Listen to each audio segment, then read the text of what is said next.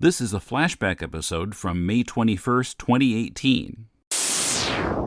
This week, Paul Karasik and Mark Newgarden's book, How to Read Nancy, a book that functions as both a life and times of Ernie Bushmiller and an application of Scott McCloud's Understanding Comics. Patrick and I review. Plus, Roland Mann, Dean Zachary, and Kevin Gallegly, all alumni of Malibu Comics in the 90s, join me to talk about their work on the return of Roland's series, Cat and Mouse. First, I'd like to thank our patrons for keeping this show going. Join them at patreon.com/deconcomics. This is Tim. This is Patrick. And this is Deconstructing Comics.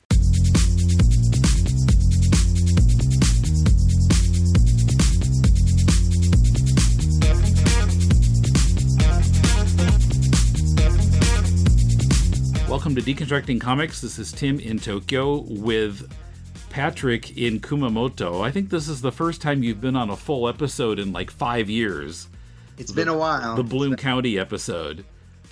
That last one. Yeah, well, I looked it up, and that was early 2013, and then I think you were also on for a couple minutes at Kaigai that year, but I don't think you've been on the show at all since then. Probably not. Probably not. It does seem like it's been a while. Yeah. I know I was in Chiba the last time. Okay. Yeah, that sounds about right. Okay. So we're going to talk about a book that's pretty new. I think it came out, last year? Yes. Called How to Read Nancy by Paul Karasik and Mark Newgarden.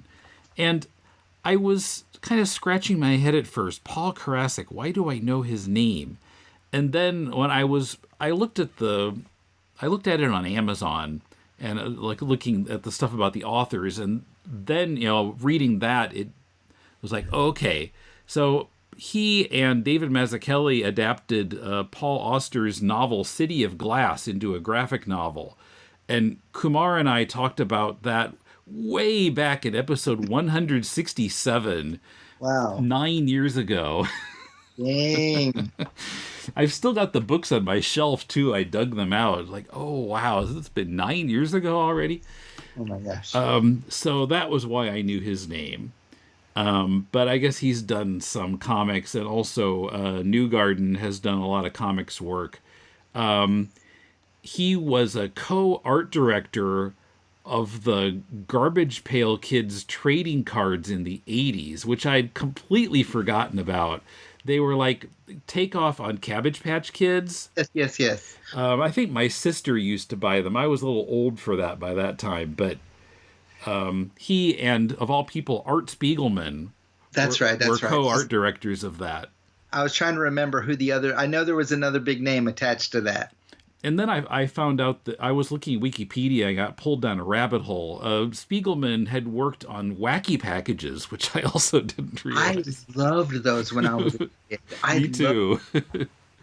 I was just the right age for the 70s version of it. It was Wikipedia said between 73 and 76 those were coming out.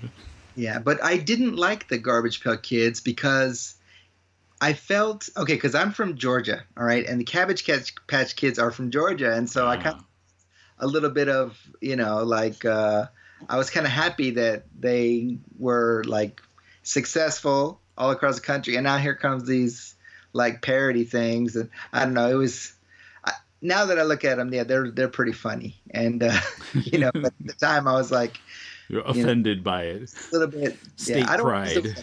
Offended, but yeah, I was a little bit miffed, slightly. I see. So the book, How to Read Nancy, this is, of course, referring to Ernie Bushmiller's comic strip, Nancy, which, as a Sunday comics reader or, comics page reader in the 70s, we got the Des Moines Register, which did not carry Nancy, but if I went to visit relatives, I would see it in their paper. And it seems like my brother and I never really liked it, because it mentions this in the book too, that for a lot of younger people, it feels kind of out of it. Even in the 70s, it seemed like a real throwback, and the characters were so stiff, and I rarely found it funny. Interestingly, looking at the strips that are reproduced in this book, I found myself cracking up repeatedly. So maybe it's just an age thing. I don't know. It didn't appeal to me then. No, I mean, I was in the same exact boat. First of all, it wasn't a regular feature in the Atlanta Journal-Constitution Sunday pages. So it's like, yeah, I didn't see it either, except maybe in other outlets or somehow, but I mean, I knew about Nancy. Mm-hmm. I had some books about comic strips and such, and so like I knew a lot of comic strips which I never had access to in the 70s, because Jerry, I want to say Jerry Siegel, the guy who created the Joker.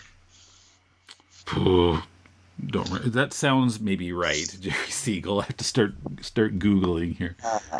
It's not right though. It's not right. It's not Siegel, but it's Jerry.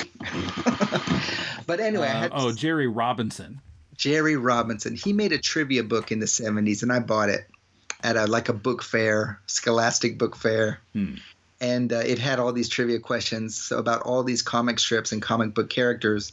And so I knew all the characters before I'd ever seen any of the strips. I knew Crazy Cat, Buck Rogers, Flash Gordon, all these characters. I knew the origins of all, like Thor and everybody before even seeing a comic book, which is, going about it backwards.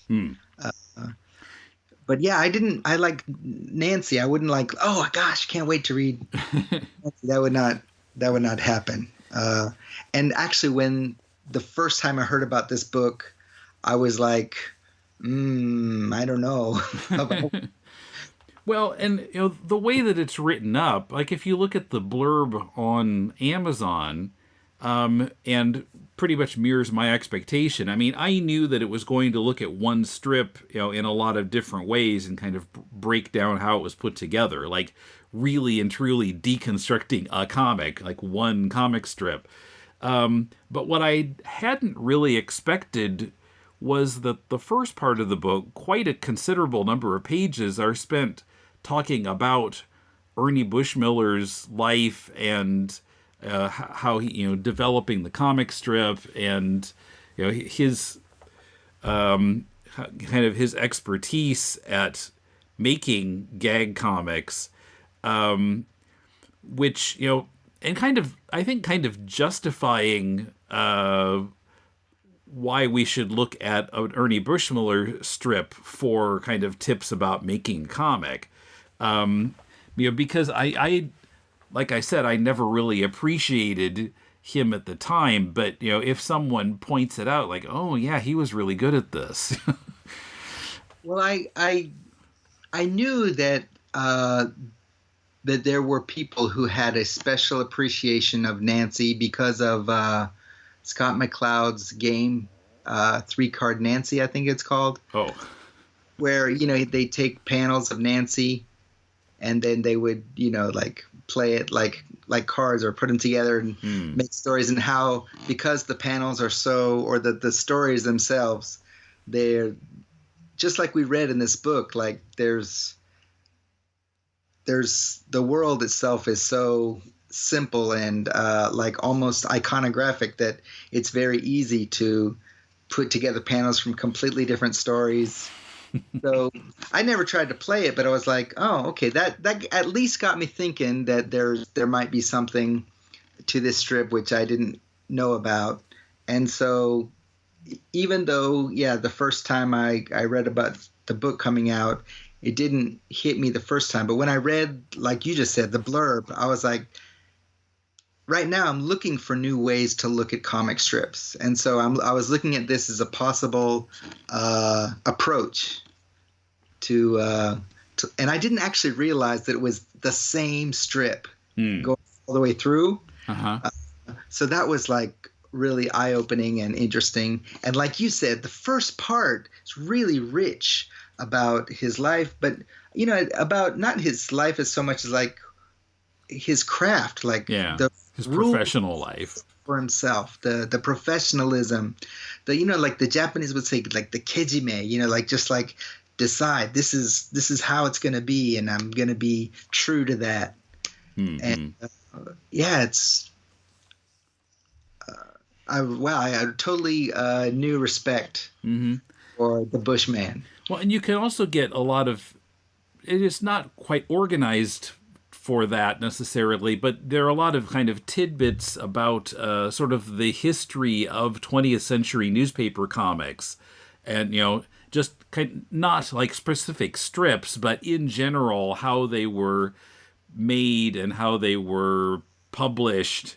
And, it talks about, and, as a reader of a lot of comics in the 70s, I picked out some of these things, like about how, one paper would publish a Sunday strip one way and another one would take out that second panel and publish it smaller. And, they were designed that way so that some part of it was necessary and the other parts were kind of optional at the first row. Right. And, they had to have the panels all be certain widths so that they could be arranged in these different ways. I can't remember the first time I realized that the top two panels of Peanuts could be throwaway. Maybe it was when I visited relatives in Missouri or something. Yeah, the comparison of different papers really helped in kind of figuring it out. Because, like, the Des Moines Register might not have that first row, where maybe like the Cedar Rapids Gazette would have it. Like, oh, that's interesting. There's an extra row here. And sometimes I would manage to see like two different papers, comics pages from the same day. And I could kind of see how different papers did it. Well, yeah, because you'd visit relatives and then you'd come back and the Sunday paper is still on your lawn in the plastic. And so you'd get that.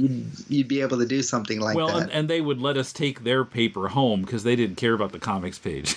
Well, what's so great is that they have so many quotes from the artist himself, which, from, I guess, he lived quite long, but from that era, it's really, there's not a whole lot like of these classic artists that are on record this much, and about, the tools they use or the way that they think about making a gag. Mm-hmm. Yeah, well, and they said they had to kind of dig for like interviews with him because there weren't that many. But it seems as if they found tons of stuff. If you read the book, there are quotes from him all over the place. But yeah, that's what I don't know how much work they had to do to find all that. But yeah, I did not realize. So originally he was, his first job when he was really young was doing the black parts of crossword puzzles. But he worked up to having his own strip. But I guess I didn't go back and read the front part a second time. But I guess he inherited the strip from another artist, and originally it was Fritzy Ritz. That's right. He's not the originator. He continued it.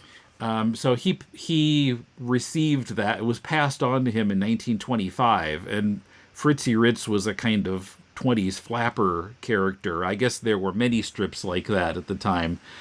And she was hot. You look at these old strips and you don't expect, like, she's kind of hot. And they kept her hot, like into the modern age. Yeah, well, I remember seeing, in the 70s, by that time she was kind of out of the strip, but, as they say in the book, she was just kind of a bodiless head who would stick into one panel of a Sunday strip or something. So it was her strip, and then Bushmiller kept feeling like there needed to be some kind of a kid character, and he tried out several different boy or girl kids, and none of them really caught on, and then finally he put in Nancy, and for some reason she clicked, to the point where eventually it became her strip. I haven't really seen examples of this, but I guess in those days, sometimes one strip would actually be two strips. There would be kind of a extra strip that ran on top of the main strip, and so Aunt Fritzy eventually was in that. What I forgot what it was called, Phil something. He was like her boyfriend, and that was like what he refers, what the authors refer to as the topper strip, and then the majority of the real estate would be Nancy, and so that transition came. So he says October 30th, 1938. That kind of thing, it really hit me because, like, when I was in college, I was doing a comic strip for the college paper, and I was doing two strips. I was doing a strip about a comic strip artist who had been turned into a human-sized kaiju. And then I was also drawing the strip that he was drawing, which was an adventure strip. And I tried to make them parallel each other somehow. And I thought I was so clever, but I didn't know about this, that it already, some ways, had already existed. Yeah, and he mentioned Sluggo was introduced still in the Fritzy Ritz era, but once Nancy had another kid to interface with, that was kind of the end. It became a kid's strip then. It was she and Sluggo took it over.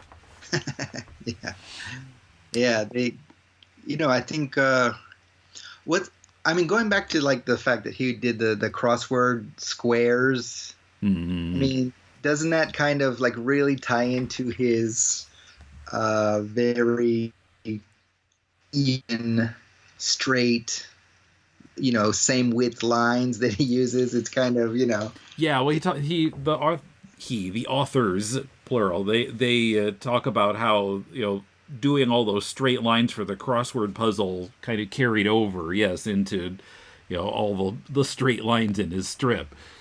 One other thing we should mention that I put in my notes here, not only was he the youngest person up to that time to have a feature strip, and he held that title, I guess, for decades after. I don't know who was younger, who came later, but also he was a writer for Harold Lloyd's 1932 movie called Movie Crazy. Harold Lloyd was a big comedian, started out in the silent era. Yeah. That really surprised me. He was not just a comics writer; he wrote a movie, and that helped him coast through the Depression. It wasn't really a hard time for him. He had that movie money coming in. That's right. Well, basically, like he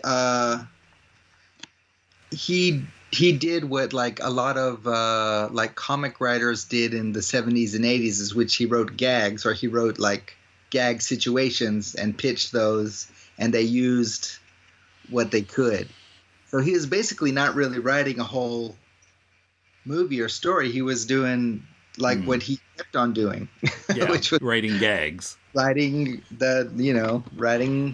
to find the perfect gag. It sounded like he was like this surfer guy looking for the perfect wave. And when I started reading what they were talking about him, I was like, there's no way I'm going to get excited about this person. But I couldn't stop reading his biography. Because he's like, it just sounded like, oh man, he's looking for the perfect. His whole career, he's trying to find that perfect gag. The Monty Python skit where the joke that so deadly you read it and you laugh yourself to death. He's like he's trying to find that one, I suppose. Mm-hmm. And he really thought comics should be have visual gags, and as time went on and comics started to have more dialogue, like Doonesbury or some Peanuts. Well, Peanuts. Strips. I mean, Peanuts can be visual, but Peanuts is very like dialogue character driven. I mean, it's when you get into like the 70s, and there are a lot of silent Snoopy and Woodstock strips, but there were a lot of Peanuts that were pretty wordy, and Bushmiller actually gave a speech to the National Cartoonist Society about how comics shouldn't have so many words. Mel Lazarus is quoted as saying, he was very passionate that there were too many words in comic strips. It really seemed to upset him. He was an advocate for fewer words. He was moved and sincere, but vehement on the subject. He really believed that the pictures should do most of the talking. In a sense, he was lecturing his colleagues. So, yeah, I mean, he of course stuck to the visual. You know, he minimized dialogue as much as he possibly could, including in this strip, which we'll get to. But I mean, don't you think that that's still like, yeah? I mean, there's two ways of thinking about that. There's ones that are writing heavy that really, of course, work beautifully. Bloom County being one of those. Mm-hmm. But yeah, there's something about a really great visual, though. Mm-hmm. Of course, the authors also make the point that over this time, the size of comic strips on the page was getting smaller, and it made it harder to do visual gags because you had less space to do it in. You know, your art was getting shrunk down, and that tended to increase the temptation to just go with verbal gags. Well, yeah, that definitely seemed like. I mean, they mention a lot in this book about how comics. You never knew how your comic strip was going to turn out. Yeah, I mean, different papers would screw it up in different ways. Yeah, in one of the appendices, it shows like how the same strip appeared in various newspapers, and sometimes they would just really screw up the art to make it fit into the space that they had in their paper. Yeah, I mean, yeah, it's like it's. I mean, when you're a kid, it's like that's the page that you jump to. That's the page you jump to first. And you had kids looking at the newspaper, mm-hmm. And maybe that's not the demographic, but it's just really, I don't know. It's always felt it was this tragedy that the comics page was constantly screwed over again and again, fitting more and more in less and less space. Yeah, well, gee, I remember like in the early 70s during like the oil shocks, and there was some sense that there was a paper shortage. I don't really remember why that was, if it had to do with oil or what, but for a while the Des Moines Register was printing the daily strips really tiny. Mm. Not even, nowadays usually, well, for some decades now, it's been like, a 2 strips across a page, but they were even smaller than that.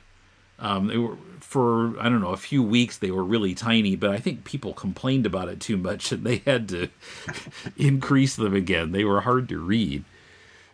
Yeah, like when the first time that I saw like a vintage comic page was from Bill Blackbird's Sherlock Holmes in America book. Okay. And it's Bill Blackbird, the guy who put together like the Crazy Cat editions. And was it Blackbeard?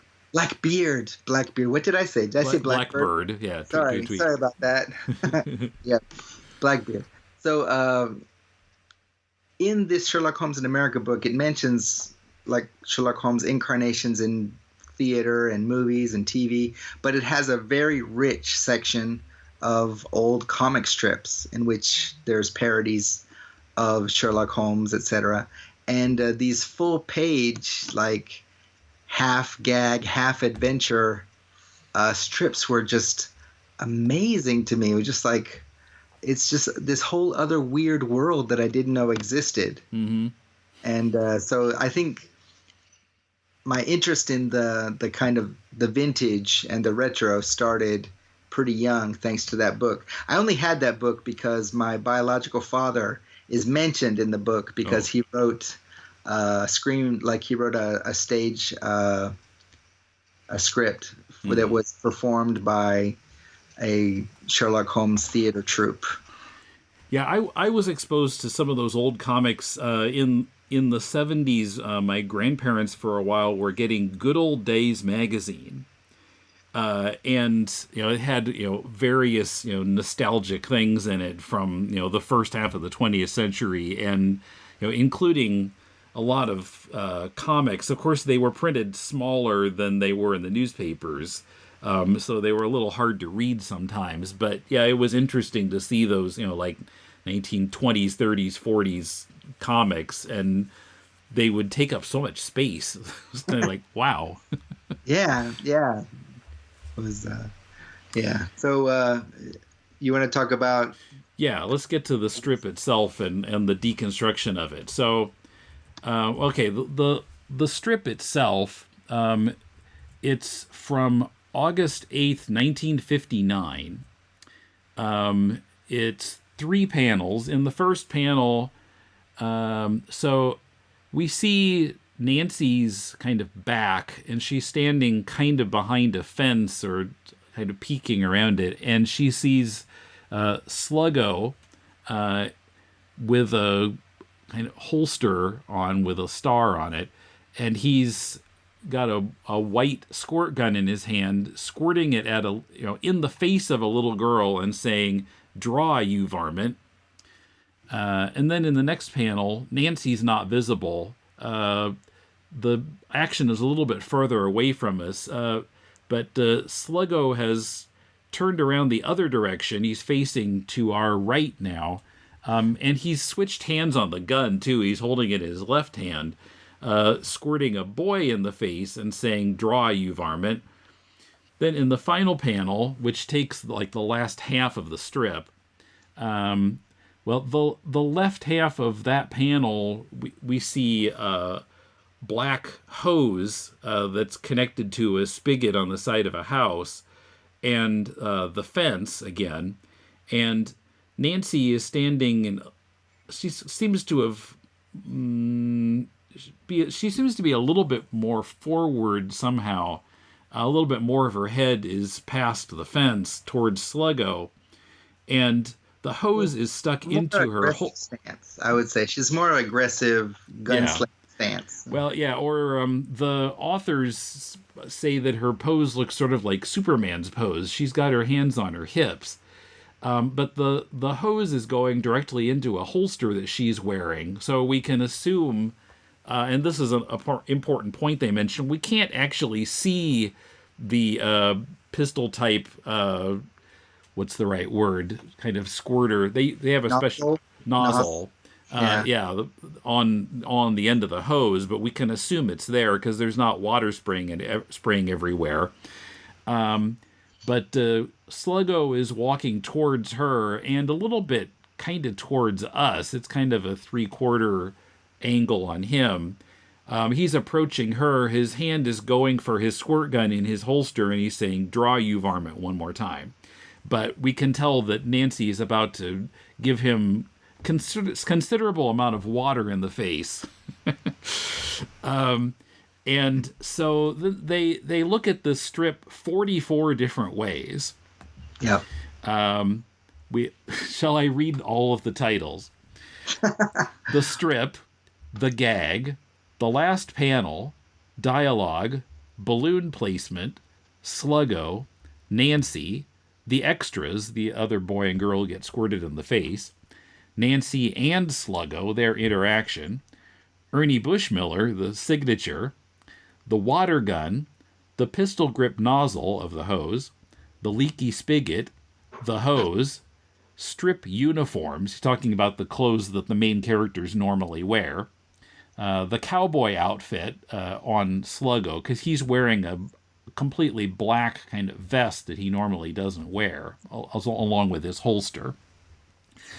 The horizon line, the background, the fence, the house, forces of nature, action, Nancy and the fence, her interaction with the fence, second panel shifts, character design, gesture, facial expression, lines of vision, composition, spotting blacks, negative space, rhythm, the inked line, lettering, balloon design, the modified silhouette, which refers to when a horizon line or some kind of line goes behind a character, leaving a little bit of white space around the edge of the character so that the character kind of moves forward a little bit and isn't kind of running together with the background.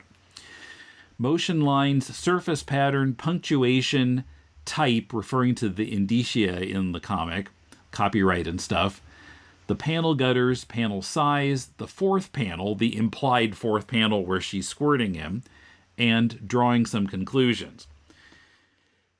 Okay, so we can't talk about all of that or we'll be here all night, but we can talk about some of those aspects. Where should we start? Well, I mean, I think, there's no right way to approach, but I think there's a couple of points which they brought up, which I don't 100% agree with. But they got me thinking about things that I would never have thought about. Oh, me too. I look at a strip or a comic book, and I think I'm looking at it from quite a few different approaches, but not 44 approaches.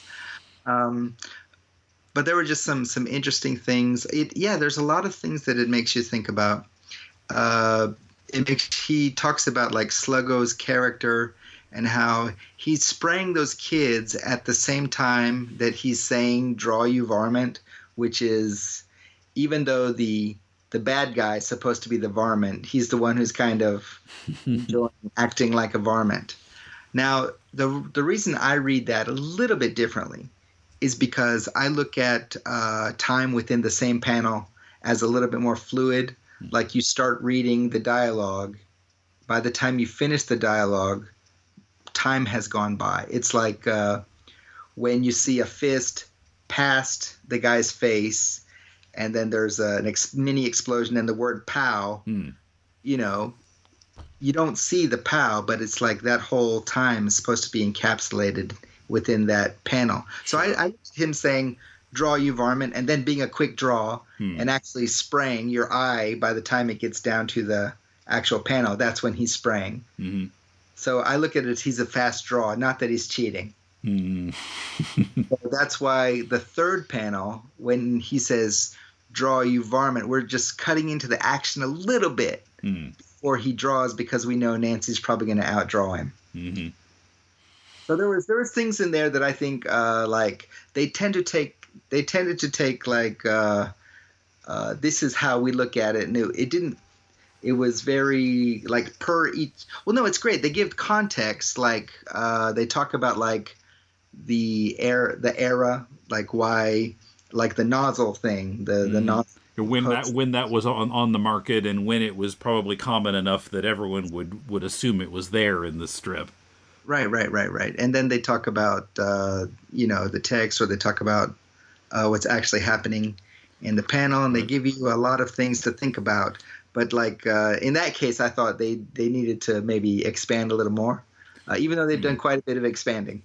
Oh yeah. But that's how I read that panel differently than they did. Of course, this strip in 1959, it's coming out in the heyday of Westerns, and so any reader at the time would have probably seen a million Westerns and have heard "draw you varmint" a lot. Nowadays, it might seem a little anachronistic to have cowboy stuff going on in a strip like this, but it fit the time. But he talks about I keep saying the author is he. They talk about how the Sluggo's dialogue is, his line that he repeats is just the right length.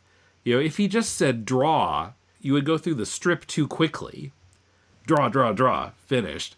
But if he said draw you ornery varmint, it would be a little too long. So just 3 words is just right as what they're contending anyway.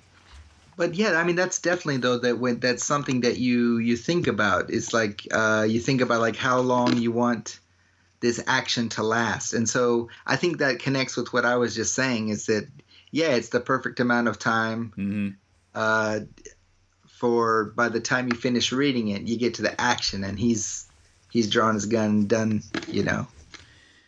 And he talks about how we never see Nancy's face in this episode, but they contend that we're kind of taking Nancy's point of view here, and the angle that Sluggo is walking towards her in the third panel, it feels a little bit like he's coming towards us.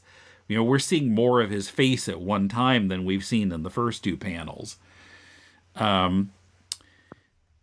that how, do you feel that that she's able to act as our, the main character in any strip is going to be we're going to be siding with them. So we're connecting with them, but, and we can see what's going to happen and Sluggo can't. Only Nancy and we can see that there's a hose there.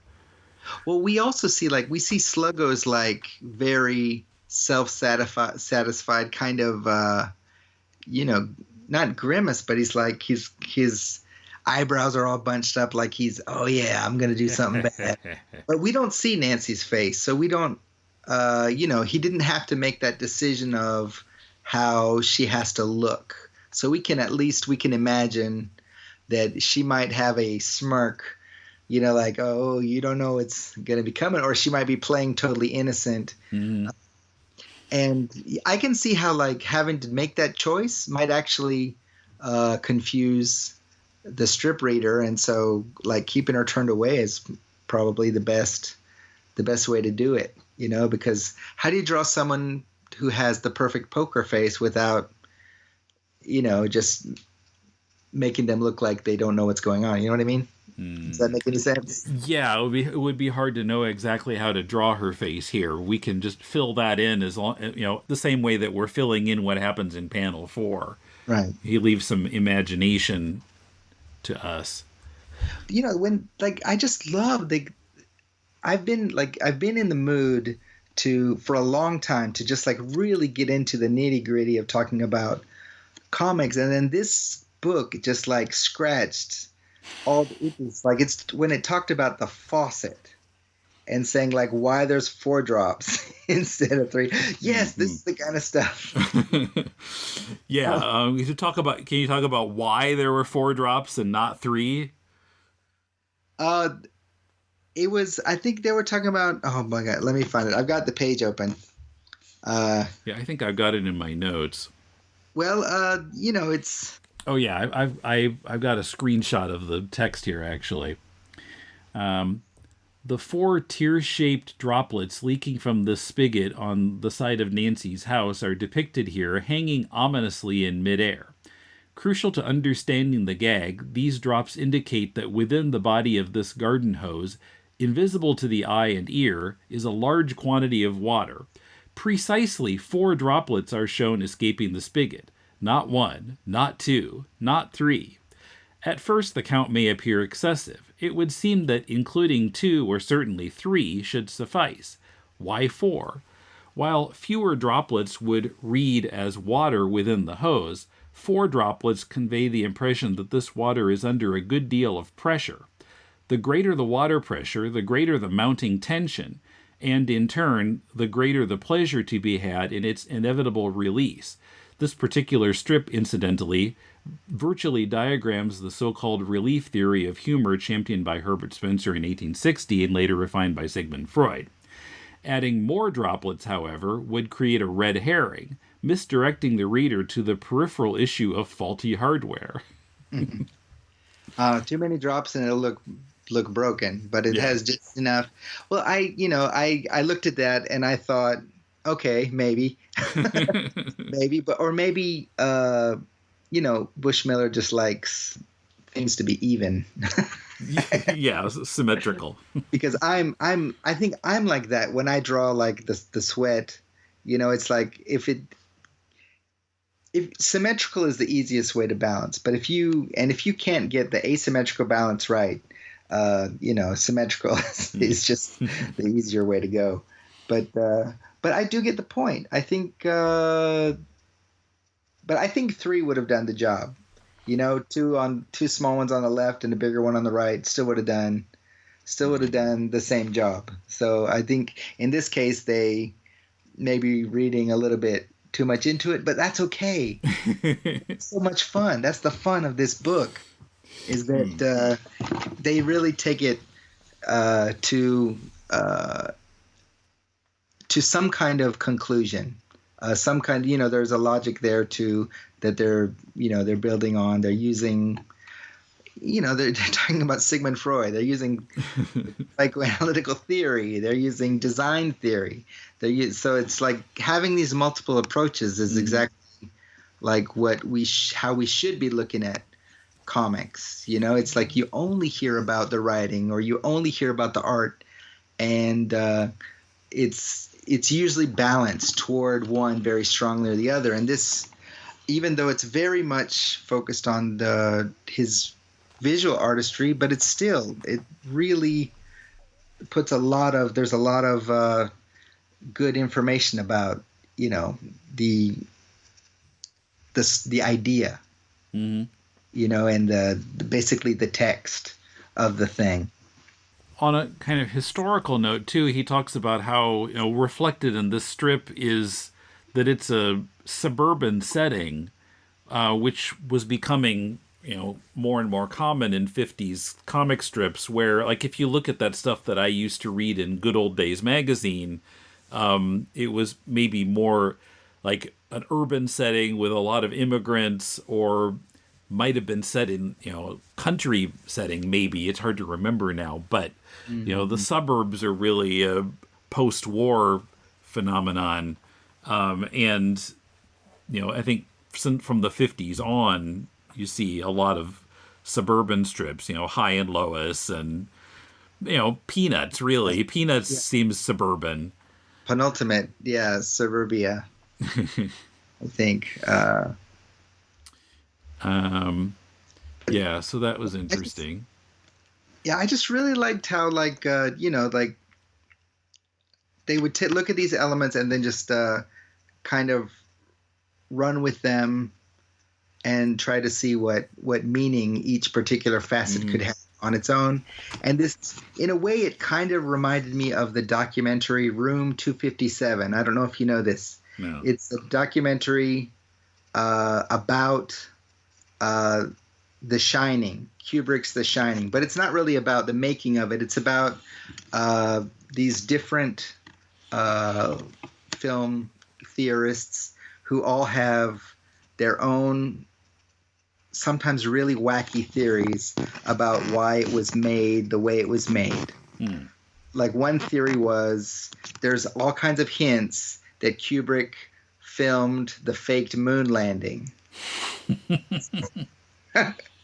And another guy said, no, it's a parable about the oppression of Native Americans. And there's all these hidden imagery around the hotel that's supposed to hint towards that. Or there's the missing chair. I mean, it's just all this stuff.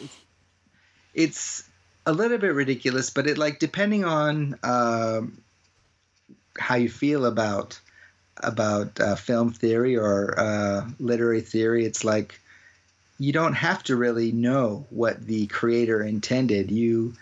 It's once it's out in the world, it's not theirs anymore. It's yours. And you can infer what you will. But as long as there's something behind that, if you can, if you have you can string a couple of proofs together, I'll listen. Well, their analysis of the composition of this strip was pretty compelling, and how, like, in the third panel, the fence, as they put it, serves as a chute towards the gag. It just kind of directs your eye straight towards Nancy, and you got the hose running over towards her, and the fence is kind of pointing at her, and just carries your eye right there towards where the gag is happening. But isn't that interesting? Because you'd think, because the fence is going off into the distance, you think it would drag your eye back to the left, to the... Well, but, we're reading left to right. So, that's, such an important thing in comics, the direction you're reading. And, like, they point out in another strip that's printed in the back. If Nancy is running to our left, it appears that she's leaving. But otherwise, if we're going with the character is moving to our right, because that's the direction that we read. Yes. Well, I mean, I just thought looking at the panel itself, though, it doesn't do that. It does do exactly like, even if you look at the panel by itself, it brings you towards Nancy. Mm-hmm. And I think, that maybe also speaks to the skill of, I'm just looking at the page where they only have the fence and Nancy. Mm-hmm. And I'm looking at it, and it's just... I can't argue with their supposition that it's, drawing you or directing you right to the gag. Mm-hmm. Coming up, more about how to read Nancy and the return of Roland Mann's Cat and Mouse. Why bring that title back now? And how did their Kickstarter hit its goal in just 2 days? First, just a reminder that you can help this podcast by making your Amazon purchases via deconstructingcomics.com/Amazon and make that your bookmark for future purchases. We'll then get a percentage of what you spend. It costs you nothing extra and helps us cover web hosting and the other costs of presenting this show every week. We really appreciate your support. Hey, I'm Jen. And I'm Sean. We're here to tell you about our podcast, Worst Collection Ever. And this is the show where we tell you about the worst comic book collection in existence. And it just happens to belong to us. We have some of the worst comics from the 70s, 80s, and 90s. They're bad. They're not worth anything. No good. Why do we own them? I own a number of issues of Terror Inc. and Guy Gardner. Basically, we go around to local comic book stores and we buy everything we can out of dollar boxes. We tell you about the weird stuff in them. We tell you about stuff that's related to them. We go into tangents. And we're very uninformed, so... Oh my God, totally. But totally check out our podcast because you'll hear us just talk and joke about Marvel books and DC books from God only knows when. That's right. It's our show, Worst Collection Ever, every Tuesday on iTunes, Stitcher, anywhere you get your podcasts. Download, rate, subscribe, tell a friend. It'll be good and terrible, but good. There is also a part that kind of addresses maybe our childhood criticism of the stiffness of the strip. And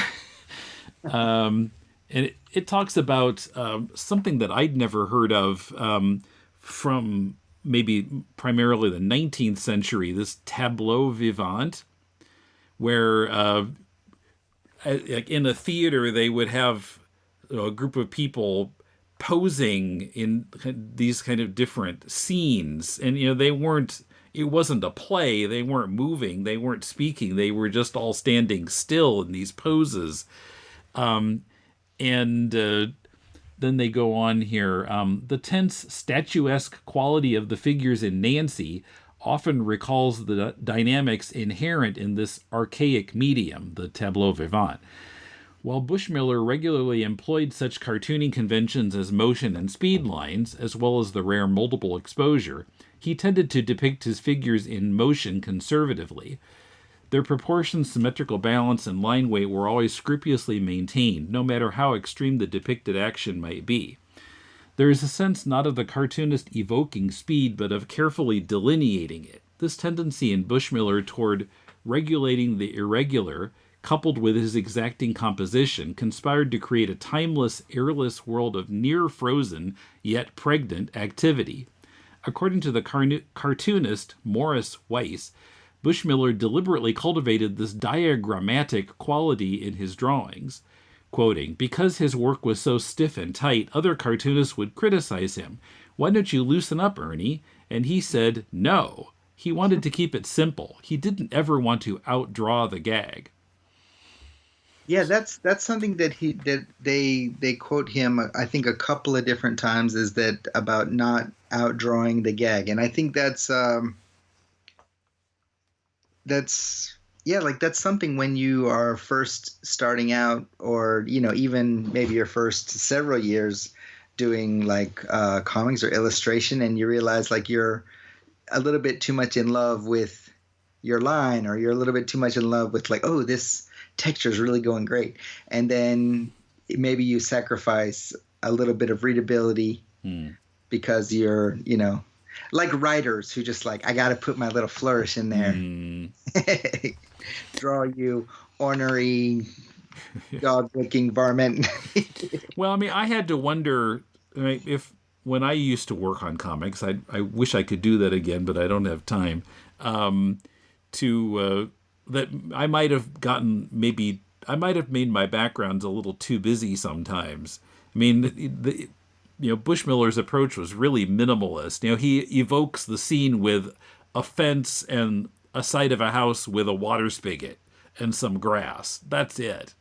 He doesn't have any, lawn statues or he doesn't even have, the cross beams on the fence, even though they would presumably be on this side of it. They're not needed. It would distract from the point of the drawing. Right. And like, no clouds in this particular in this particular frame. There's just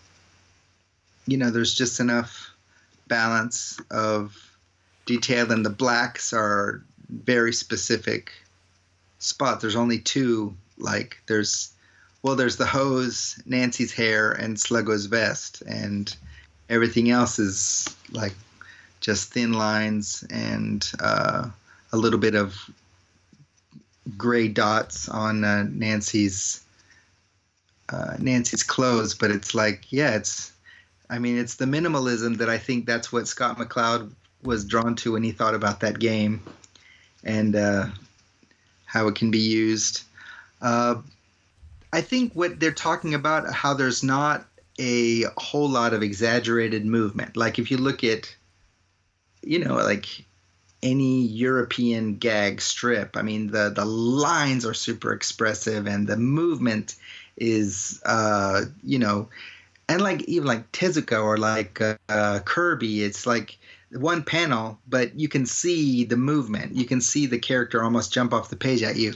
And, that's possibly like what maybe kept me and you from like jumping onto this strip. Our eyes don't, just maybe slide off it a little bit. And it took us, how many years, Tim? How many years did it take, Tim? Let's not talk about how many years it's been since the first time I saw Nancy. Yeah. But yeah, I mean, now like,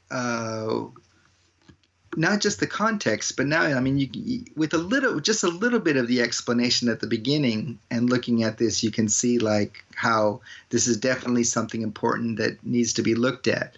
And techniques can be drawn from this, but it's definitely like if you want to have a strip that that's going to be exciting for kids, you can't follow this exact pattern, but you can definitely, there's so much I think to gain, so much to learn. I wonder if that, the economy, the simplicity that he employed in a gag strip, if that's completely transferable to other genres of comics, like, in a superhero comic, you couldn't do it exactly the same way, but still, I mean, I guess you don't necessarily need to draw everything either if it's going to distract from what's really going on in the panel.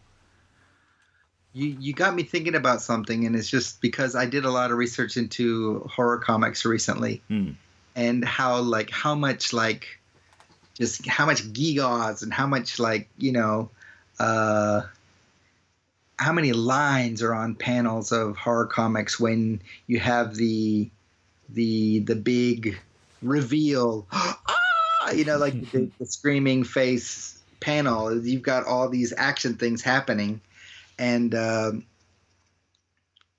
I think that you could probably get a similar effect with a lot less detail, but you'd have to be that much more skilled. Yeah, I'm remembering now something Steve Bissett put on his Facebook page a few months ago. I believe, I'm a little fuzzy on it now. I believe that it was a movie poster for a samurai movie. And it was just like a drawing of a character, but the line didn't even completely outline the figure, but you could tell what it was. You could tell what the missing lines would be. It was really amazing. I mean, that was super minimalist, but it took some. Not everybody could do that right off. You need skill and really a sense of how to do it. That's interesting that you mentioned that, because it was just I just listened to something or watched something about Leiji Matsumoto, about how in his earlier work he would do hair with very minimal lines. There'd be lots of like blank spaces where the hair is supposed to be there, but he didn't actually connect the lines. But in how his very recent stuff, he connects everything. He doesn't do the, with like Maytel in 999, he just draws the whole outline very clearly and avoids that subtlety that he used to affect. And I did. It was. I looked at it and it was totally true. It seems like he kind of eschewed that old effect, but it worked perfectly before. So yeah. Did that make sense? What I said? Yeah, I think so. Okay. You were looking confused, though. I'm looking at Google Images trying to see if I can find that movie poster I'm thinking of, but I'm not tracking it down. If I can figure out what it was, I'll tack it on to the end of the show. What do you think about this quote? What do you think about this Bushmiller quote? If a kid slips on a banana peel in Norway, he still falls down. Yeah, I remember seeing that. I don't quite remember what his point was, but... Well, I think he's basically saying that, visual comedy is going to transfer everywhere. Yeah, okay. It was there. It's talking about the gesture when they have all the characters silhouetted out in silhouette, and in silhouette you can clearly see the emotion in the silhouette, which is quite interesting. Yeah, and indicates some skill. I don't know if you could do that with my comics, but yeah, me neither. But yeah, I guess I kind of see this book as, aside from being an unexpected history of Ernie Bushmiller and Nancy, and one that justifies its existence, but it's also kind of an application of Scott McCloud's Understanding Comics. If that's kind of the theory, then this is presenting it in the field, in use, I would say. Oh yeah, I definitely see that that connection, and the fact that it's Nancy is another, seems to be another kind of connection there. Yeah. The other thing I would say about this book is, if at all possible, get the paper version. Did you get the Kindle? I got the Comixology version. I got the Comixology version on my iPad Pro, and it looks pretty good. Okay, all I have is my iPhone and my MacBook Pro, and I had difficulties with both. I wish that I had a big tablet. That would have been a better reading experience, I think. But, even then, just digital in general, it refers to appendices and whatever, and it's just not easy to flip back and forth in an ebook format. This is true. You can't, you have to click, swipe, click, yeah. Yeah, and it would have been a little easier to do this podcast too if I had the paper version.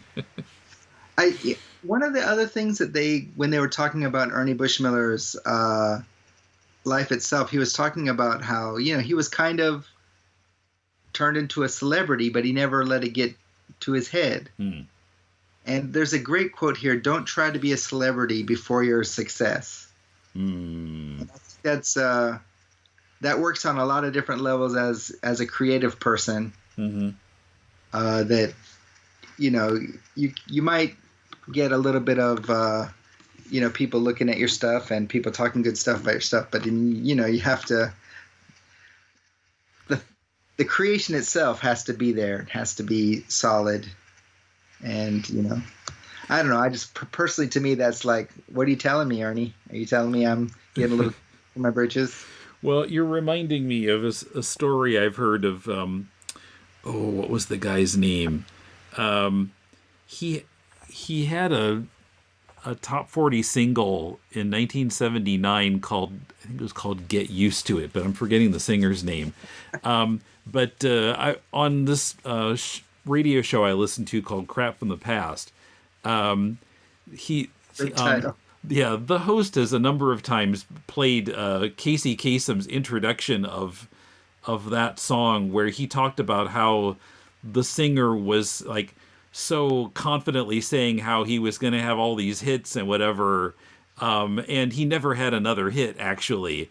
But how Casey at the time kind of very politely was saying, basically, he should shut up because he just shouldn't, it's just, I think that guy was really trying to be a celebrity before he was, really a success and really, deserving of being a celebrity or famous or whatever. He had one hit and never heard from him again.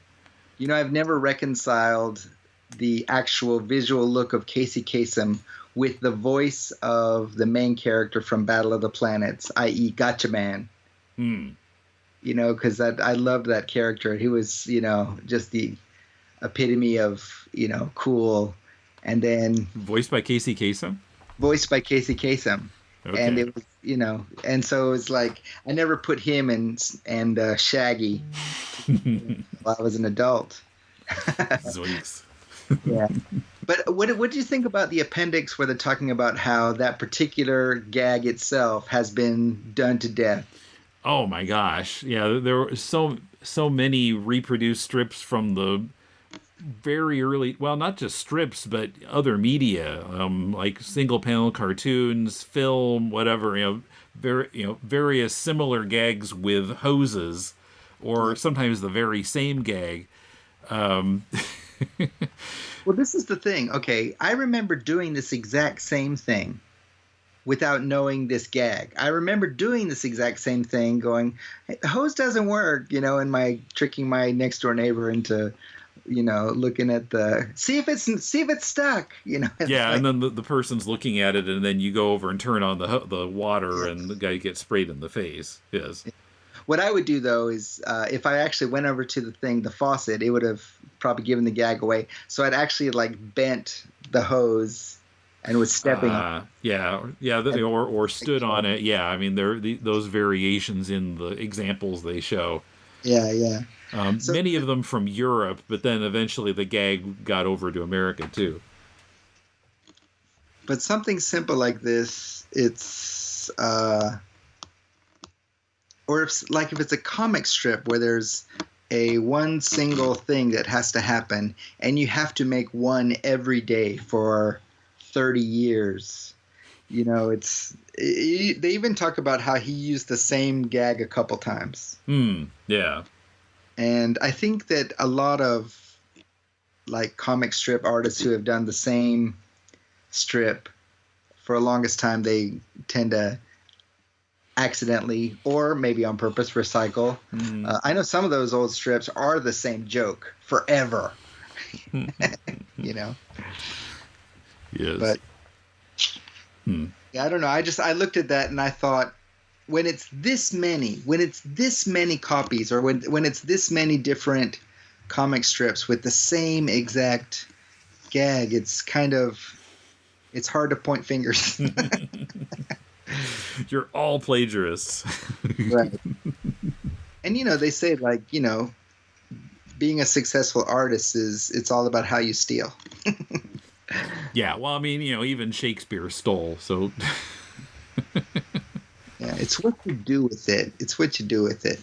right. Yeah, I mean, if you're Shakespeare, you take it and improve on it, but yeah. But don't get me started on Roy Lichtenstein, because, like, me and very good friend of mine, we've decided not to talk about it with each other anymore because we made no progress whatsoever. I was willing to listen to what he had to say, and I tried to process it, but no, I hate the guy.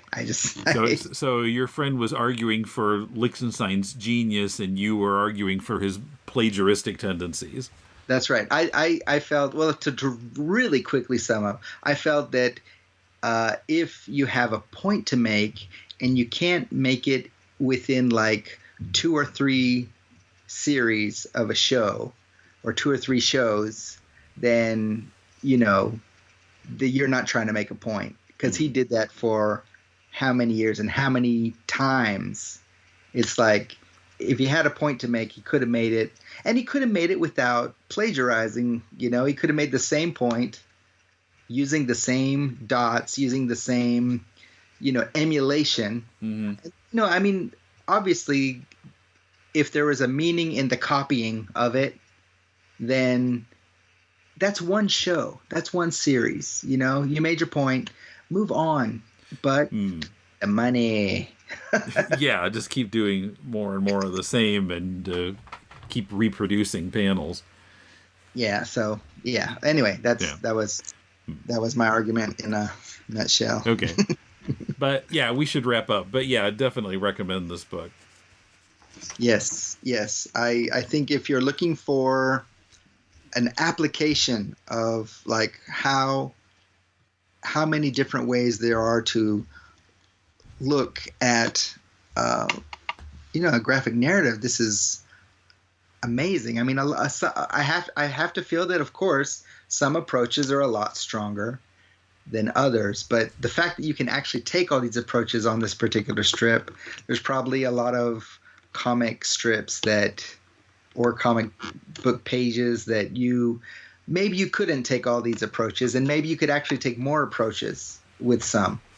But it definitely, like, as somebody who's interested in looking at that kind of thing, it's what the doctor ordered. How to Read Nancy is published by Fantagraphics.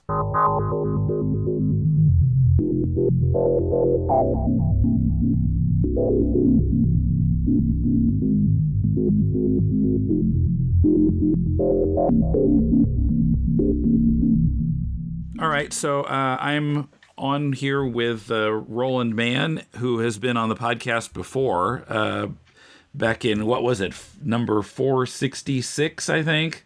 I think so, yeah. It was in 2015. Oh, yeah, here, 466. Yeah, I did write it down. Okay. And also on, I didn't get the name, so please introduce yourselves. Want to go in order, Dean? Certainly. I'm Dean Zachary, and I am the penciler for Cat and Mouse, which is currently our featured comic book, just launched on Kickstarter. Please go and support it. And my name is Kevin Gallegly, and I am the colorist for Cat and Mouse, adding color to the awesome pencils and inks that I receive.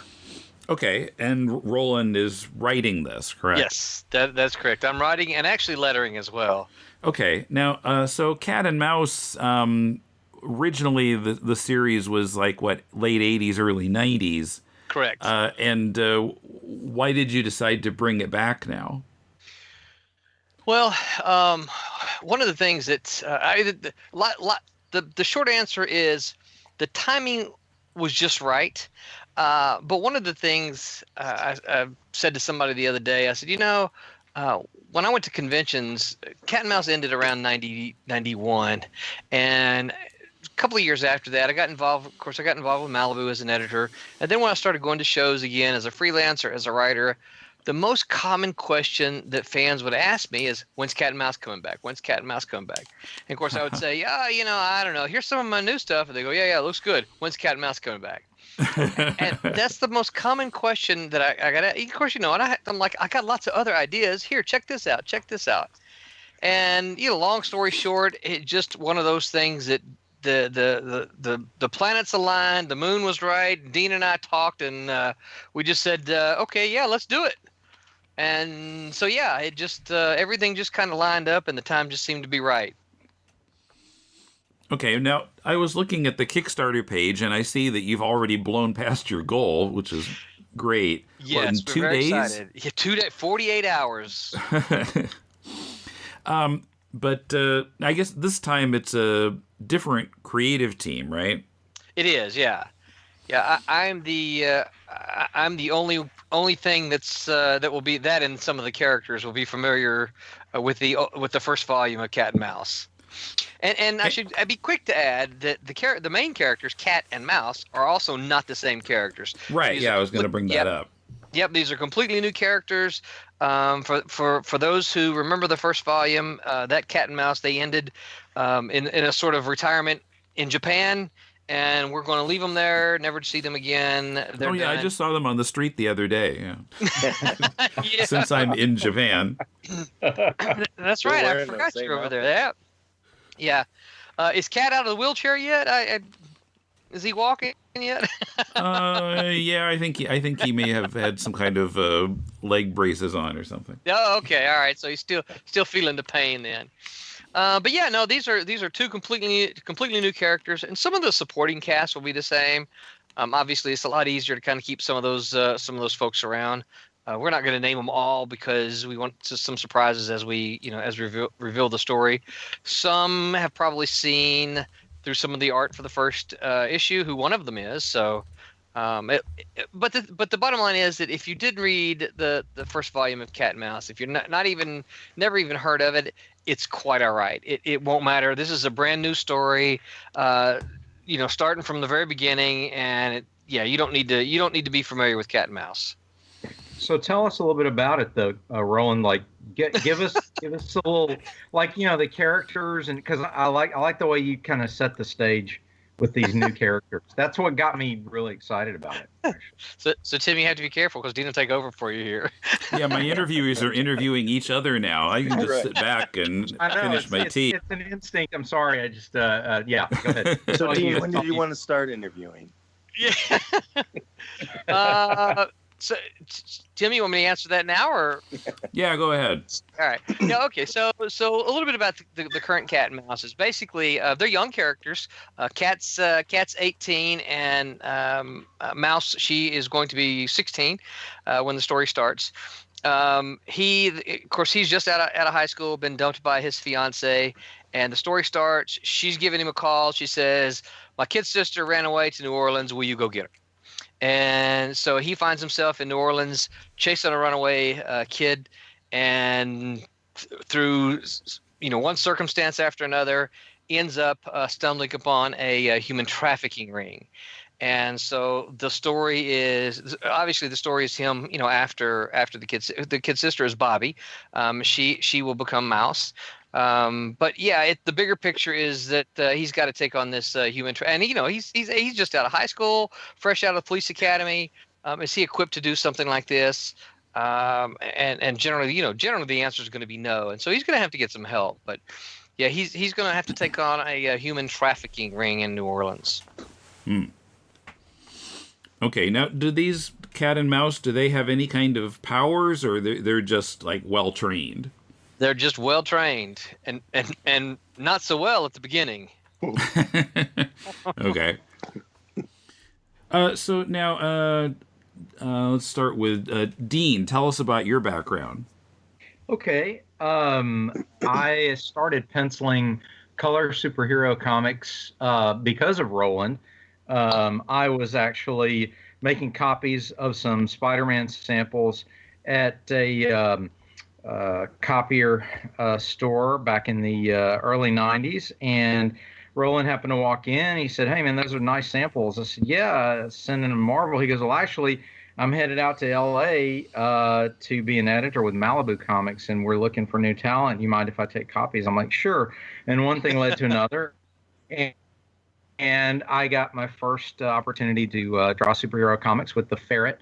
And we had the unique status of being the very first, to my knowledge, fully die-cut #1 comic book that had Ferret's face on it.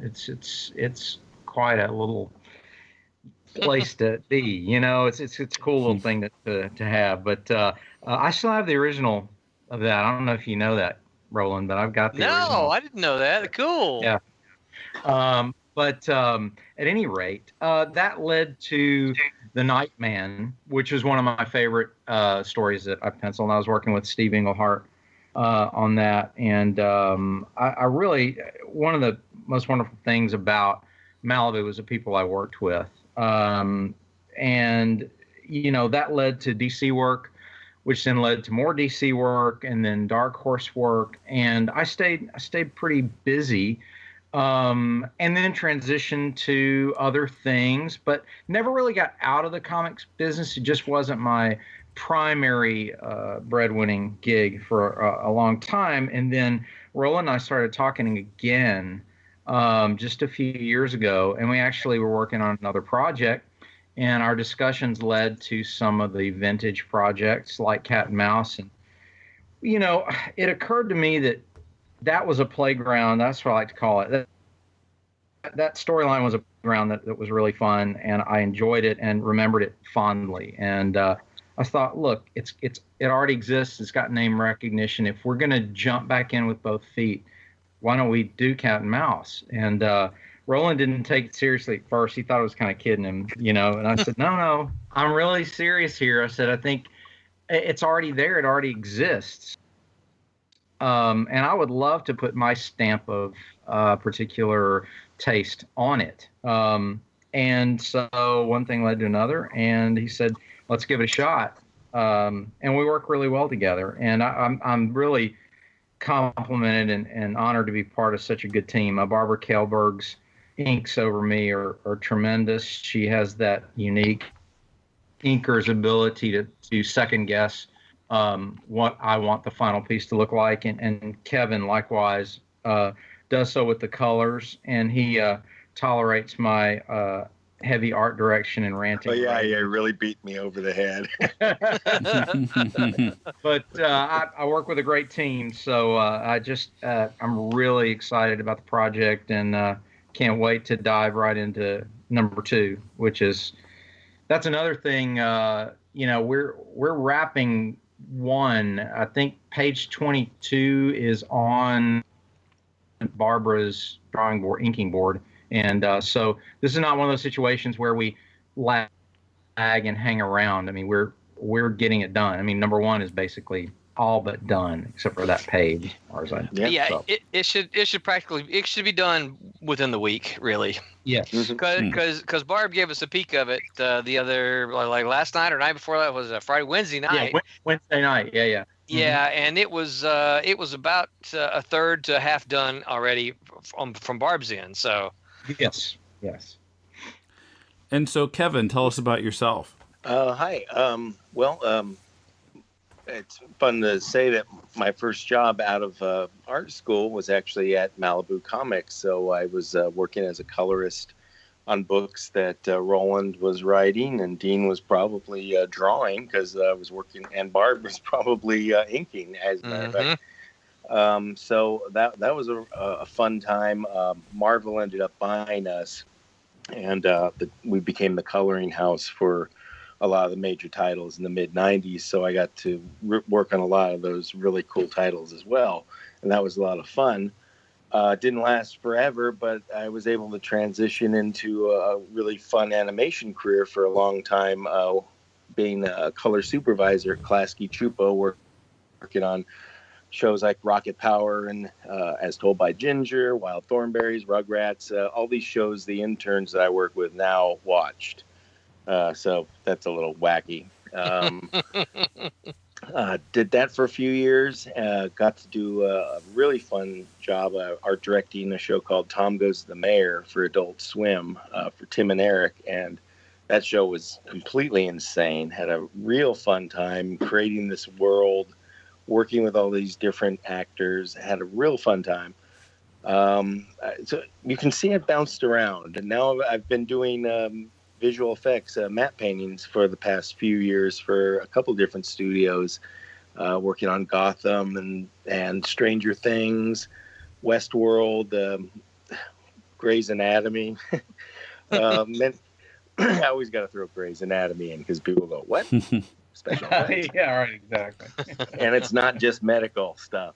But I ended up, just through Facebook, we still, thanks to the magic of that, we were able to still stay in touch. And Roland put it out there. Hey, I want to do this book.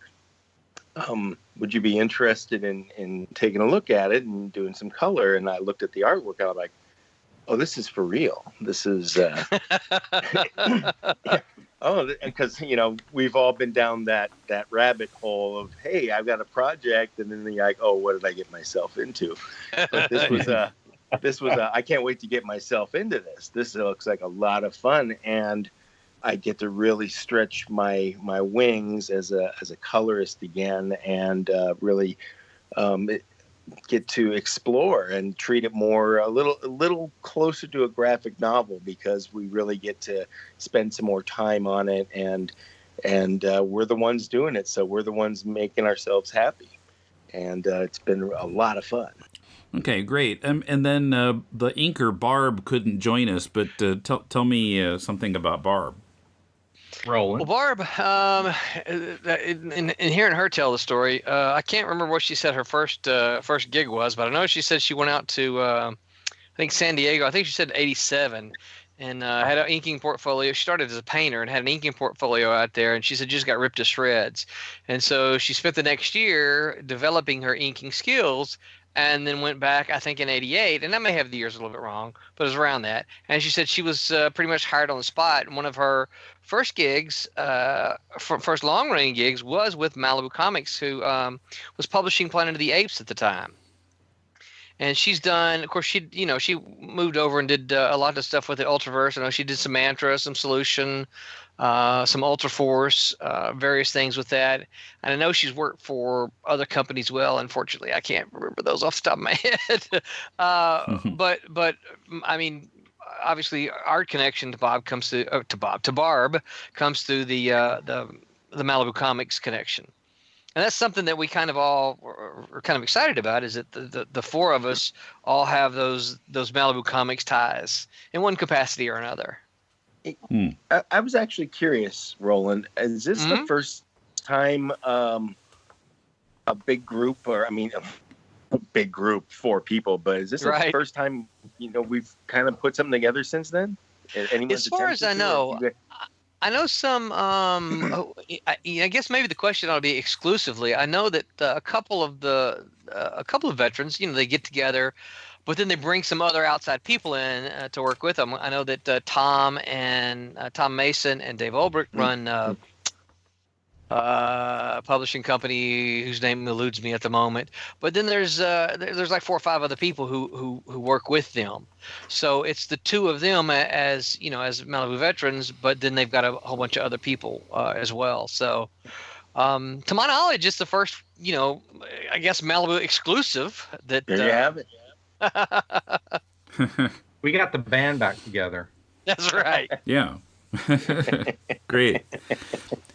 So now we have a lot of listeners who are comics, trying to get started creating comics themselves. There are various levels of their careers, but as far as doing a Kickstarter and how do you kind of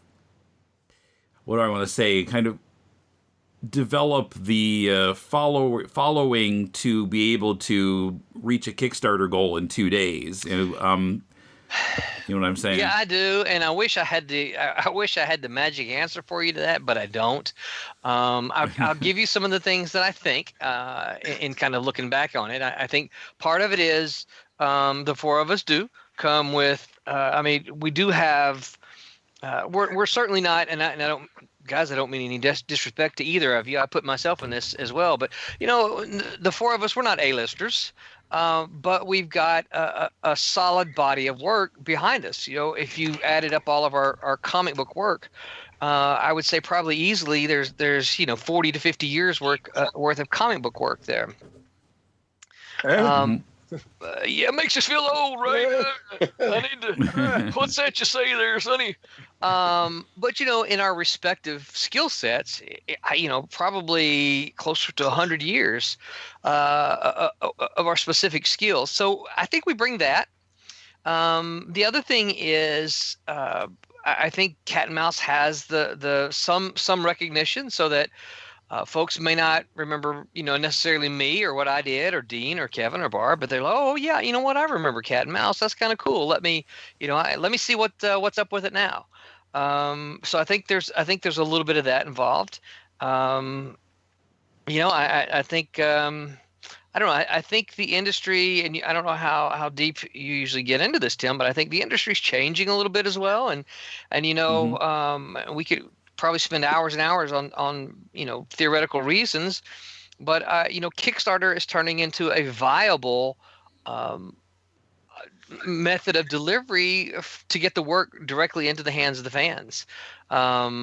It's changing sort of the distribution model that we've worked with for the past 40 years. We can debate whether that's a good or bad thing, for a long time, but it's a real thing, and so. There are a lot of Kickstarters out there, certainly, some very, very incredibly successful Kickstarters that these guys just completely forego the use of, Diamond as a distribution model into the shops. But they don't need them because they deliver a product. They do their Kickstarter, they ship their product. And then the last thing I think that really kind of helps, particularly for folks who may not even know either of us, is that the product is done. And one of the things that I've kind of heard in doing my research for Kickstarter is that Kickstarter supporters don't like the idea that they're going to give money and then they've got to wait 6 months while you quote unquote do the book. They kind of like it more to think of, okay, here's the book, here's my money, send me the book. So they really want to use it more of like an ordering, like an online ordering thing. And so I think having the book finished, I think that's a big deal. I think it's probably as the industry continues to change, I think that's going to continue to be a bigger deal, because I see these Kickstarters, starting to say, hey, we need, $6,000 so that we can, pay all of our team to do this thing, and then we'll ship the book to you in 6 months. And I think fans are kind of like, I'll wait until you get it done. Yeah, this has been nice because we've done it because we love doing it, and if there's a payoff, well, great. Fantastic. Right. We all want the payoff, but absolutely, we've done this because we're having a blast, and we love sending each other updates and feeding off of each other, and it's been really fun being able to do that. Mm-hmm. Now, have you been like? Do you think that people found out about it? Like, did you do social media or email lists or something, or did people just find out about it on their own by looking at Kickstarter? Or how did the word get out? Well, there's a little bit of I think a mix. One of the things I tried this time that I didn't do with my last Kickstarter is I set up images for 2 weeks before the Kickstarter launched, and basically every day I sent them the images, but we released a new image that said Cat and Mouse Kickstarter May 1st, right?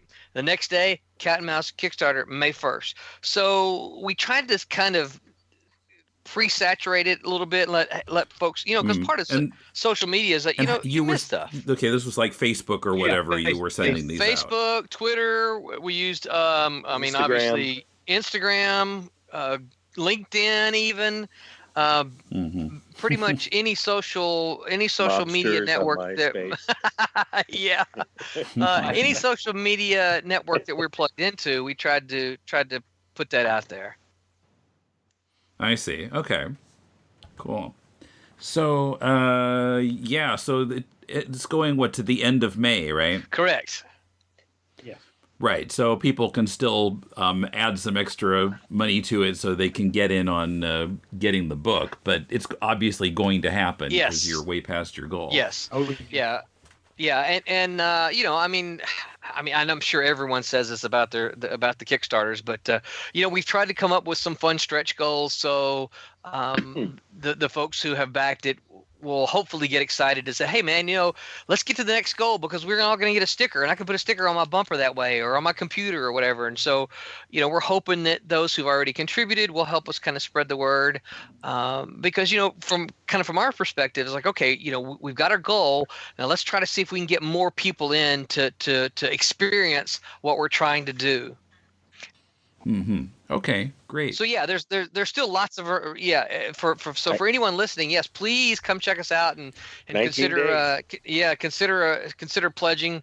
The print copy, everything is very reasonable. We've still got some really good original art left as well. If you've got any original art fans, Dean's got some of his pencils up there.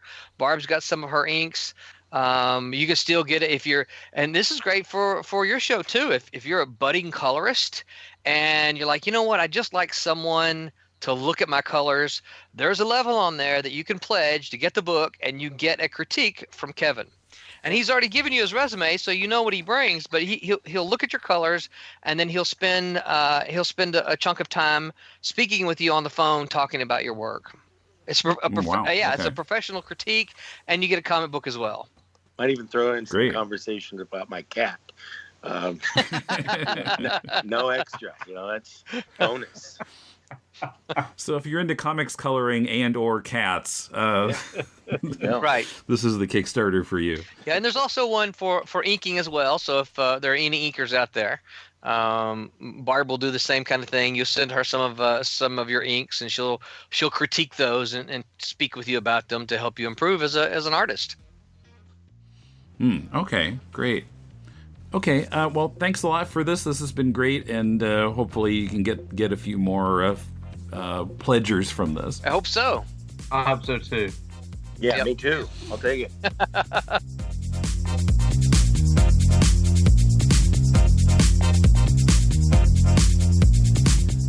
This is Tim back in 2024. Check the show notes for the link to the successful 2018 Cat and Mouse Kickstarter page, where you can see some pages from the comic. There's also a link to buy How to Read Nancy from Amazon. Thanks to our patrons for supporting Deconstructing Comics, Critiquing Comics, and our other podcasts. To join them, go to patreon.com/deconcomics. Patrons get access to podcasts about the early years of The Amazing Spider-Man, Jim Starlin's run on Captain Marvel, and more. Are you making a comic? Send it to us and we'll do a Critiquing Comics episode about it. The 2018 Deconstructing Comics theme is from bensound.com. Chester Brown's work has come up on this show a number of times over the years. We've discussed Ed the Happy Clown, Louis Riel, and Paying for It. He's actually published 10 graphic novels since 1989, some of which are collections of his comics series. In connection with the recent debut of the movie version of Paying for It at the Toronto International Film Festival, our own Coom got a chance to interview Brown, and you'll hear that conversation next week. Till then, this is Tim, and thanks for listening to Deconstructing Comics.